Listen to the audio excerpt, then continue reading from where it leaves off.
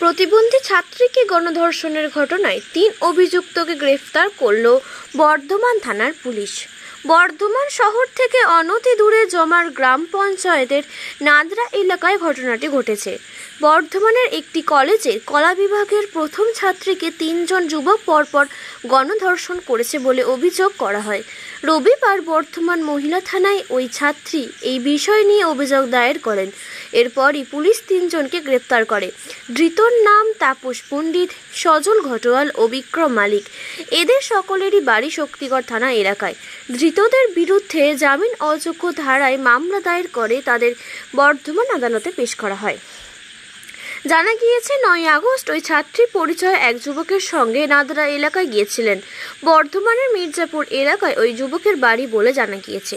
সেখান থেকে ফেরার সময় ওই দিন সন্ধ্যায় বর্ধমান নবদ্বীপ ও বর্ধমান কালনা রাস্তার মধ্যে একটি লিংক রোডে নাদরা ব্রিজের উপরে ৩ জন যুবক তাদের আটক করে তাদের কাছে টাকা দাবি করে। যুবকটি তাদের কাছে অত টাকা নেই বলে জানায়। পরে তার ফোনপে থেকে বেশ কয়েক হাজার টাকা অভিযুক্তদের মধ্যে একজনের মোবাইলে পাঠিয়ে দিয়ে চলে আসতে চায়। সেই সময় এই ৩ জন মিলে ওই যুবককে মারধর করে গাছে বেঁধে ব্রিজের নিচে নিয়ে গিয়ে তাকে ধর্ষণ করা হয়। লোকলজ্জা ও মেয়ের বিয়ের কথা ভেবে পরিবারের লোকেরাও এই বিষয়টি নিয়ে থানায় অভিযোগ জানাতে রাজি হয়নি। পরে পরিবারের খুবই ঘনিষ্ঠ ১-২ জনের পরামর্শে শক্তিগড় থানায় এসে ঘটনার কথা জানালে শক্তিগড় থানার সবাইকে নিয়ে বর্ধমান মহিলা থানায় নিয়ে আসে। সেখানেই অভিযুক্ত দায়ের করার পরেই পুলিশ রাত্রে অভিযানে নেমে ফোনের টাওয়ার লোকেশন ধরে প্রথমে একজন ও পরে আরও ২ জনকে গ্রেফতার করে। জেলার পুলিশ সুপার আমনদীপ বলেন, ঘটনাটি ৭ তারিখে হলেও পুলিশের কাছে অভিযোগ করা হয় ১১ তারিখ। পুলিশ অভিযোগ পাবার কয়েক ঘন্টার মধ্যেই ৩ জন অভিযুক্তকে গ্রেপ্তার করেছে। প্রাথমিক তদন্তে পুলিশ এদের ধর্ষণে জড়িত থাকার বিষয়টি জানতে পেরেছে। আমরা ওই মহিলার মেডিকেল টেস্ট করানোর পাশাপাশি গোপন জবানবন্দি করানো হয়েছে বিচারকের কাছে।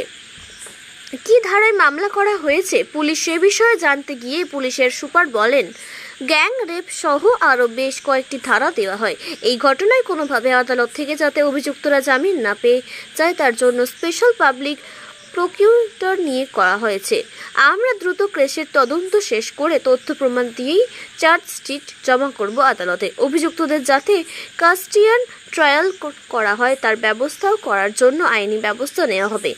অতিরিক্ত পুলিশ সুপার অর্ক বন্দ্যোপাধ্যায় বলেন, ধৃতদের টিআই প্যারেডের দাবি জানানো হবে আদালতে। তার আগেই পুলিশ কিছু তথ্য প্রমাণ জোগাড় করে নিতে চাইছে।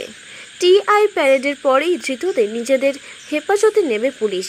এই ঘটনায় মেয়েটির পরিবারের লোকেরা এতটাই আতঙ্কিত, তারা ঘটনার ৪ দিন পরে অভিযোগ জানালেও এখনো কোনো কথাই বলতে রাজি নয়।